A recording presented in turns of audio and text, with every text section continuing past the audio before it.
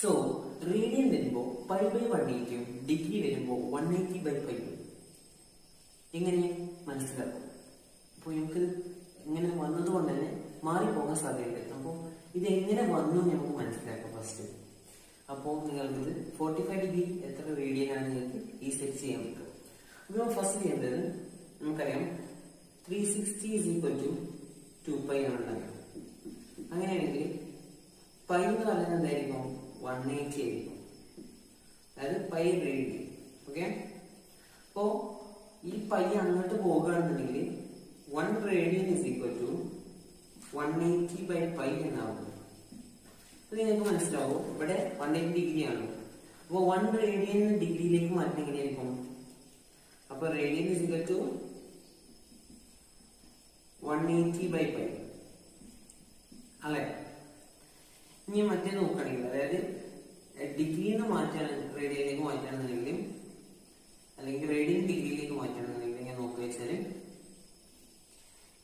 ഇപ്പോ pi radian ആണല്ലോ എന്ത് 180 വരുന്നത്.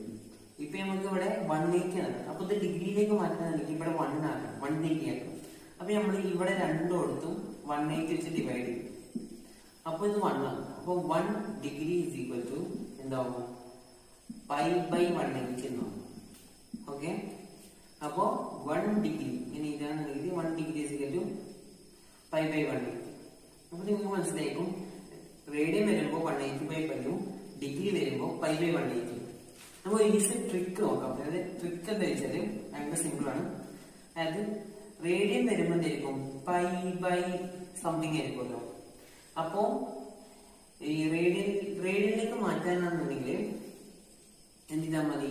ഡിനോമിനേറ്ററിൽ, അതായത് ഈ പൈയും ഇതിപ്പോ റേഡിയനിലെ തന്നെ ഞങ്ങൾ ഡിഗ്രിയിലേക്ക് മാറ്റം പറഞ്ഞതെന്നുണ്ടെങ്കിൽ നമ്മൾ എന്ത് ചെയ്യാം? ഈ പൈ കട്ട് ചെയ്യണം. പൈ നമ്മുടെ ഡിഗ്രീസ് ഉണ്ടാവില്ല. അപ്പൊ ഇവിടെ പൈ കൊടുക്കും. അപ്പോ 180/π ഈസി കിട്ടിയില്ലേ? പൈയും പൈ ക്യാൻസൽ ചെയ്ത് പോണ പോലെ നമ്മൾ ചെയ്യാം. ഇനിയിപ്പോ ഈ ഡിഗ്രിയിലാണ് നിങ്ങളുണ്ടെങ്കിൽ ഇപ്പോ 45 ഡിഗ്രി നമ്മൾ എക്സാമ്പിൾ നോക്കുകയാണെന്നുണ്ടെങ്കിൽ 45 ഡിഗ്രി. അപ്പൊ എന്ത് ചെയ്യാം? നിങ്ങൾ ചെയ്യാൻ വെച്ചാല് ഈ ഡിഗ്രി 180 ആണ് നമുക്കിപ്പോ ഡിവിഷൻ ചെയ്യാൻ പറ്റുന്നത്. പൈ ആണെങ്കിൽ നമുക്ക് റേഡിയനുമാണ്. അപ്പോ ഈ 45 ഡിഗ്രി കട്ട് ചെയ്യാൻ പറ്റുന്നത് എങ്ങനെ? 180 വെച്ചിട്ടാണ്. അപ്പോ ഇവിടെ മുകളിൽ പൈ, ഇവിടെ 180. അപ്പൊ 180/45 എത്രയായിരിക്കും? 4 ആണല്ലോ. അപ്പൊ π/4. അപ്പൊ ഇതിന്റെ ആൻസർ എന്തായിരിക്കും വരിക?